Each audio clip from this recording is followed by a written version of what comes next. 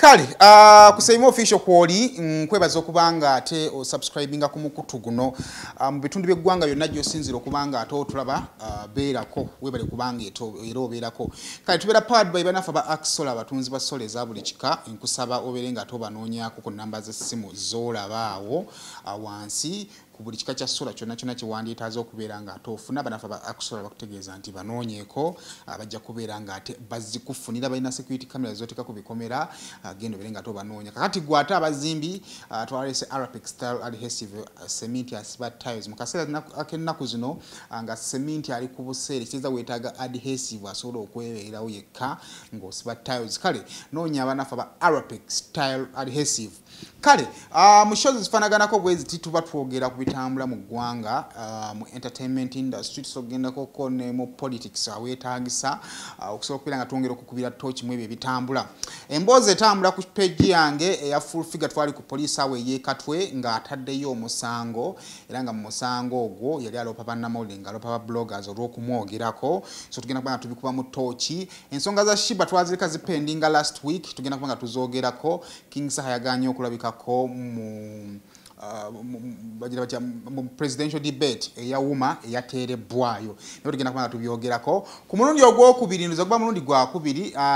nina Mirundi Junior era tugenda kubanga twogera ku bintu bingi nnyo ali omu ku bantu abali respected mu kuanalyzing ensonga eziri social eziri economic and neziri political ndowooza agezeseddwa ekyo nakimu akikkiriza dda nsanisa okuddamu okukulaba okukyazaako wano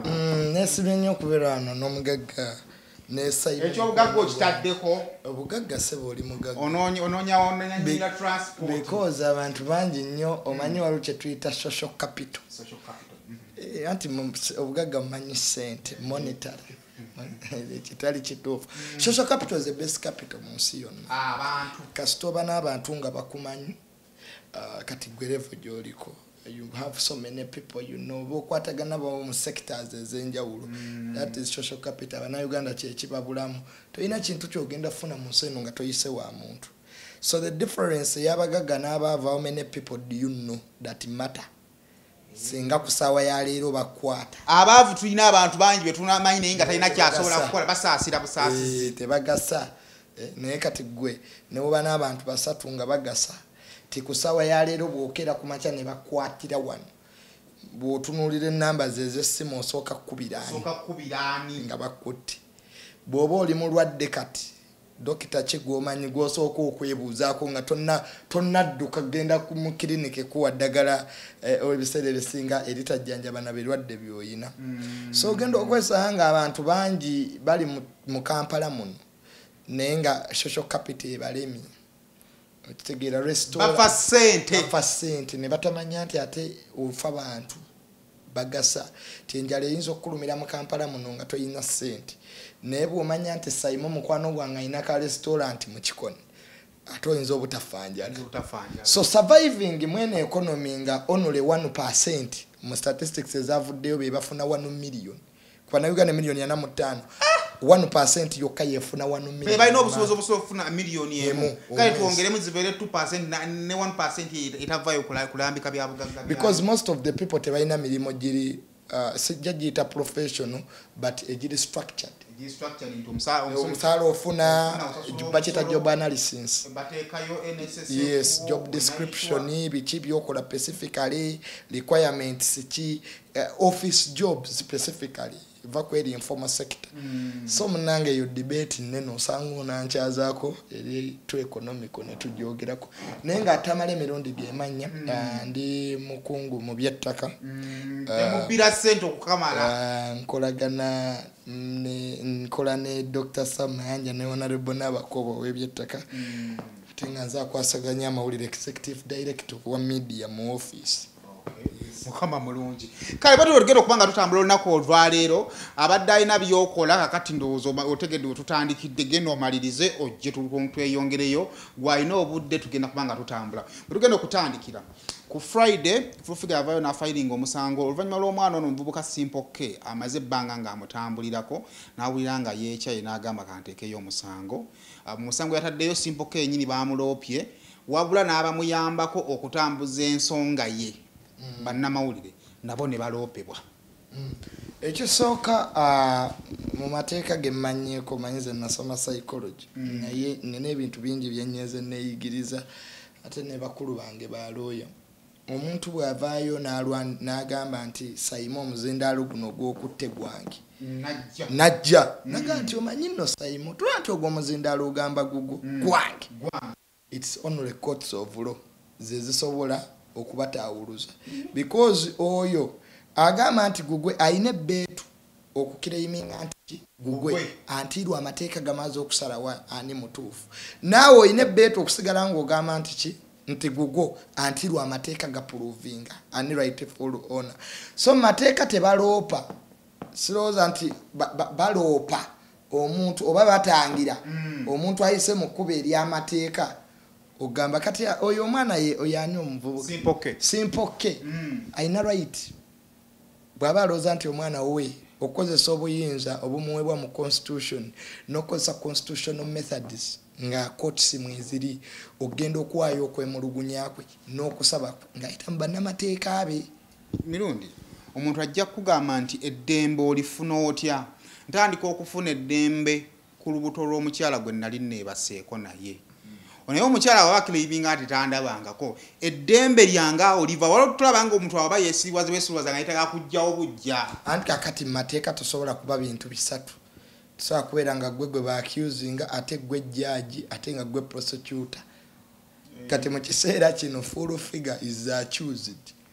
So tasobola kera kuba kyaye ne yeesayonsa nanga nti olaba oyo omuvubuka nze simumanyi tamanyi akati ate bebeera byabalamuzi bebayina amanako so anti buli omu amanyawa wawaali kati mu ssaawa zino tulina abantu babiri abakontestingira omwana kati ate ekirungi ekyesabisuza bonna bayise mu baki bannamateeka ono ataddeyo omusango noono ataddeyo ki omusango kati kooti yegenda okutubuulira amazima amatuufu ne kooti naye okusala ejja kusinziira ku DNA sabagamba nti full figure takola DNA ate nabo tebategeera mateeka because it's the DNA to help the judge to take a judgment. Ando ajja kugamba ne full figure buli wo omulenzi oyo DNA kiba kitulina kitusinikira because ye full figure alemeka mu nvubuka simulabangako okwekanga yajjira mu bafaani neze simulabangako maaso ku maaso omuntu bw'omuwa DNA ene waffe wansi bagamba nedda full figure bw'ogaba DNA kitegeeza oba okkiriza nti gwe n'omulenzi waliwo ekyali kibaddewo. Anti aka tulina courts bbiri tulina gye bayita public court ey'abantu eyo teba na mulamuzi buli omwendo wooza ye bwekoma abaasoma n'abataasoma babeeramu eyo public court buli omu naawe endowooza yowe mu kikubo owo mu kisenya atamanyi mateeka bonna babeera omwo abakozesa emotions abataagala full figure abamwagala kati nze tonteeka mu eyo public court eya imaginative judgment ti full figure twagenze ku DNA ewalabika waliwo ekyabaawo abantu beesiba ku bantu bangi nnyo. It's not the first time by the precedents have been set. I can give you an example. Uncle Kojansereko. Ojukino byagenda ku DNA. Omulenzi ng'afa waliwo omwana ng'agamba mbu wa pastor Igawa. Yes. Abantu balizembolingira ddala. Ninga actual sense. Abamu ne DNA abagaga bazikola mu bubba. Ngalabo mwana amuseko. Bukyera munne basibaira ddala abantu abaana. Ngumwana kufana naye nga siwo because Africans will resemble. Tamali abambagiroza ndi munyankole. By my appearance, because of that Bantu interaction that we have and intermarriages. So, full figure to accept to go for DNA, Mubantu in way of thinking members of society, way of thinking members of society, without bias, without love, without emotions, it is the best way to end all of this. Kubanga ekiva mu DNA kiba kiggalawo byonna ebibabiriwo. Ekyo tekiwakanyizibwa naddala nga kivudde mu malwaliro agali respectable agaba missionaries oba amalwaliro getuwa ekitiibwa ekyo ne bw'ogenda ewa paapa tekikyusibwa. Kati akakodyo k'okuloopa ab'amawulire kuba abamawulire ffe tusindisi bubaka. Those are mistakes full figures yakoze. The problem is not ab'amawulire. You see, you should know now the enemy. Kati ye full figure she wants to fight 4 battles over 3 battles and she's doing more mistakes. wofunanga woberanga mu crisis you cool down you sit down in fact ate yetaganya abamawulire mukasera kano kali mu because bas abamawulire bayina powers fourth estate nokukola DNA ebone basigala nga bavuga narrative nti wabaddewo bribe and the people believe because mwabayina amanya amawulire gafuula ekituufu ekirungi ate ne gafuula ekibi ekikyamu oba ekirungi ekikyamu munamuleta zanyirwako. It's only in this country that people take journalism for granted. But abamanya amawulire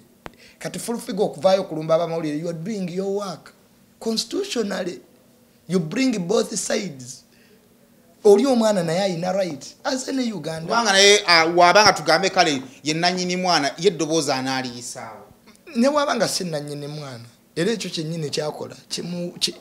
okukira eyiminga ye kyalowooza nti kiki ffe tuli mu ttaka n'abantu ne bakuba ebyapa ebifu n'agenda ne mu kooti n'afuna ne looya naye ng'akimanyi tikyava ku nnasa n'agenda nakyo mu kooti. Yes, era nga naffe tukimanyi nti ngera abeera ne bwe naga naye nkubuulire ekyapa kyenina kifo kati olonga essuubi n'okulowooza nti anaawangula akozesa constitutional rights z'okugenda mu kooti because law ekizibu kyeyina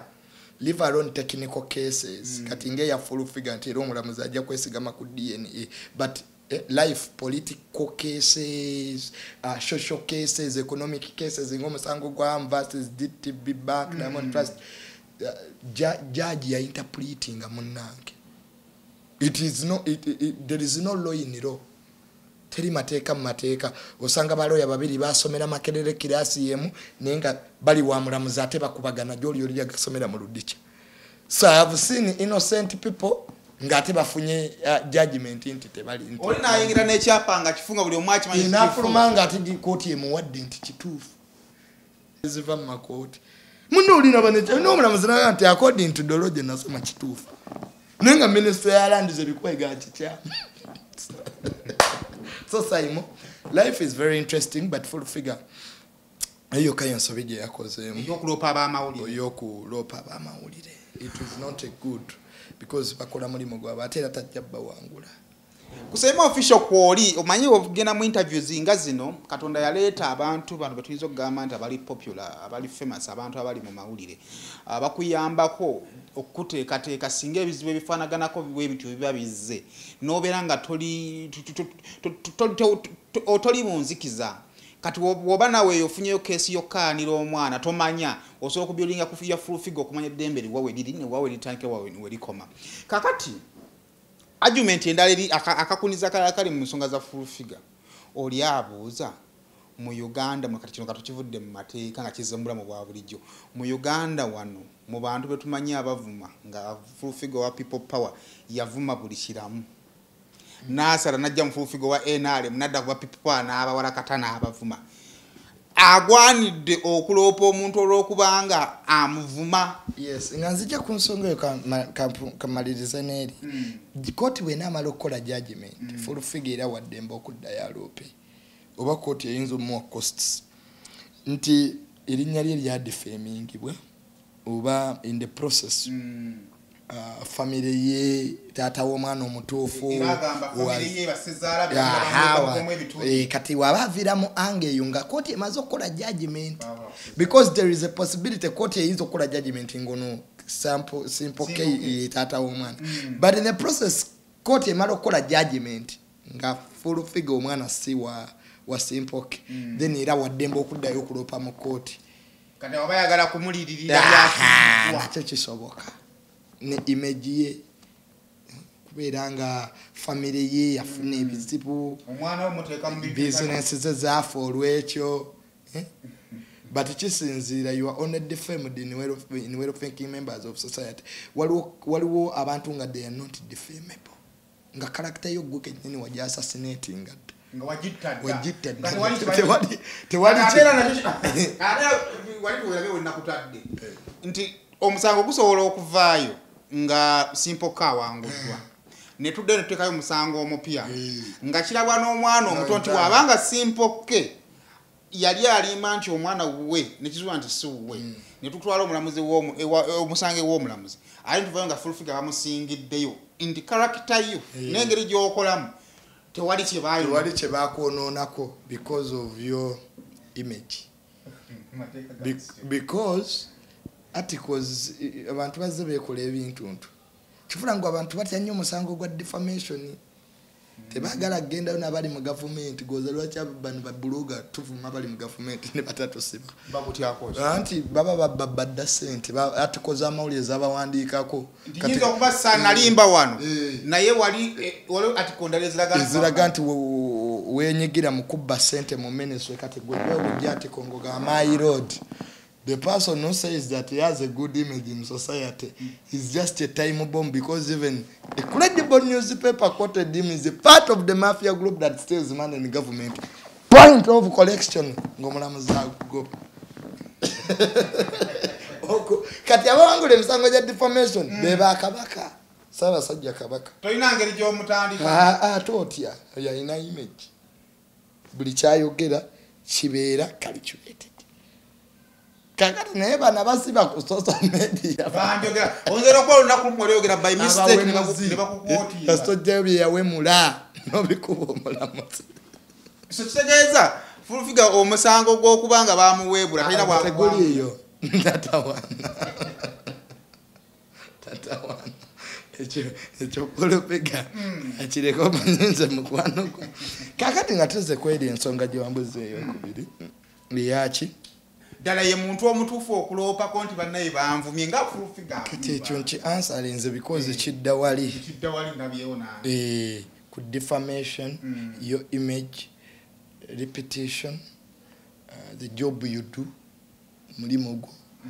but naye weekutta otya. So I don't think that really full figure morally. Because you have been into your social media, you become a public commodity. Goza lwaki president bamuvuma. Natasiba yo no mukumanyi gayina. Yafuuka wabwa. Because he's a public commodity. Office gyatuddemu ya gwanga. Simple ke oyina amaanyi agakuweebwa constitution. Okuweebula n'okuvuma abakulembeze kibi. Naye okubuuza sente zo President Museveni okumubuuza nti eggwanga lifuze bubi kikuweebwa constitution. You have a same kuraninga kw'eggwanga lino because of omusolo. Nula bantu akaguwa akawula avola nabuuza oba naavuma omanyi nti kaawukana anti kati maya katono kati ekizibu kye tulina ku social media okwo all of the three mixed in one kitegeera abavuma kwebali balina following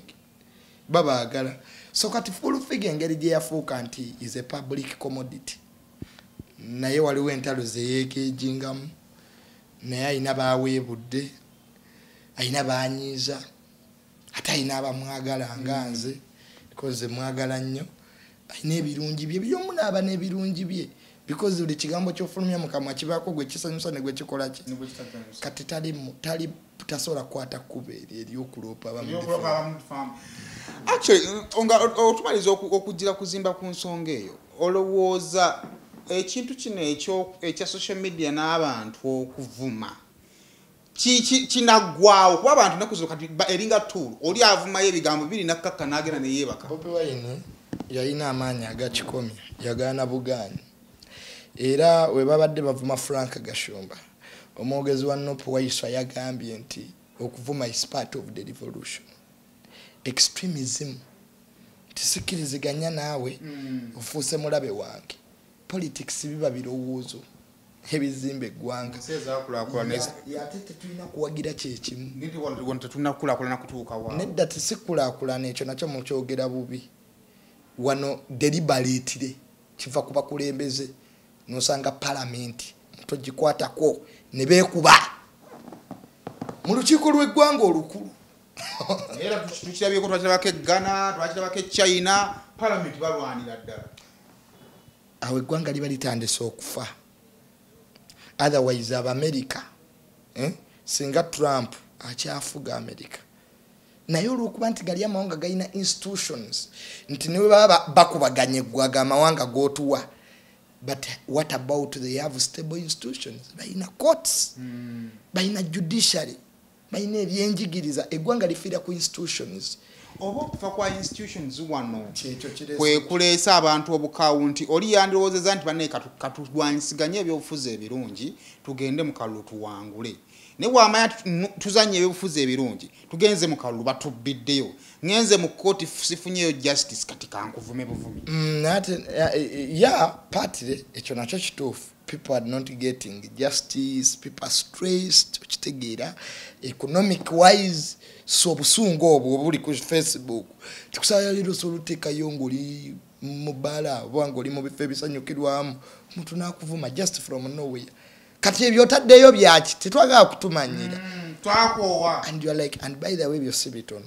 ensi etandika okusaanawo ne Rwanda bwe yali egenda mu genocide bwe bito ebyatandika ti abantu bakoma okwerabanga abannayuganda ne batandika okutunuulira enfuna zaabwe amawanga gaabwe amadiini gaabwe kati ne president atwala mu ggwanga lino naye avuma you look like your mother's something mbulirayo ensendala yali akyogera ti gwotunulanga kadizidiots omuntu omuvumi bw'akizuula nti gwavuma naye muvumi olumwalekerawo okuvuma kale president bw'amalaawo n'aleeta ba full figure kaaliwo ne pasete gyanaganda ekkiriza nti full figure byavuma Museveni yabimutuma bwabimuwandigana genda omufumire batumuzuula ndi yayitinga ebigambo ebyo by the way allegedly I'm not saying that he does kigambibwa entaddeko kitegera nti waliwo Abannayuganda abakkiriza nti president ono yeetoloddwa abantu bano so ekyo nakyo weekiri but moral fiber y'eggwanga tefiira ku generations eziriwo ebizibu bye tulimu mu ggwanga lino biba byava dda nga bw'olaba ebizibu by'ettaka colonial times eri mu nteekateeka ng'eggwanga lifuna obwetowaze 1900 Buganda agreement ettaka engeri gye lyagabibwamu abantu ne babawa ettaka ddene ate kati kuliko abantu kati tusobola bagobako naye nga gwe nnyini ettaka kati tukoze tutya twatujja kulunda bantu ate era tujja bagobako kubanawo bannansi kati olaba ebizibu ebyo nnyini ettaka alina interest yennyini lyo nno munnange aye ngaera tetuwakanya bwannannyini naye ate noono omunayuganda naye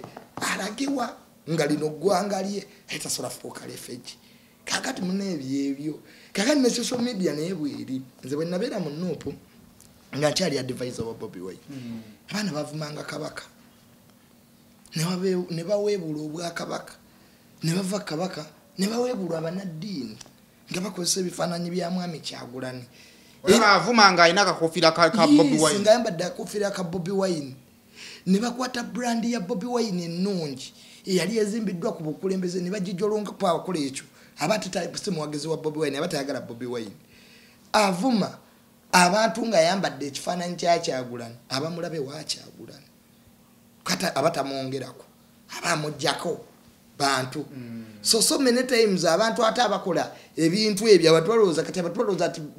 bloga bavuma abantu abanupu tibagala Bobi Wine no but Bobi Wine ne mugamba come out clearly or differentiate yourself from people like Lumbuye antu nga Lumbuye haine birungi byayogera Lumbuye naye ate haine ebikyamu ebyetaagira ddala okuyimirizibwa bye bayita bakama abo abanupu kwa kigambo kimuva mukama bakama bange aba national unity benzikiririzaamu benjagala kakati n'olwekyo nze bwe baagaana okukola ekyo nembavaamu era kyekyanzija mu Nuupu esobola kubeera n'abantu bavoola bantu bavuma bantu abagala okuleeta enkyukakyuka si yakuwanyisiganya birowoozo asinga ebirowoozo ekirungi yafuga so mwami Kyagulanyi bwe yavaayo kikola okwedifferentiatinga ku bantu abo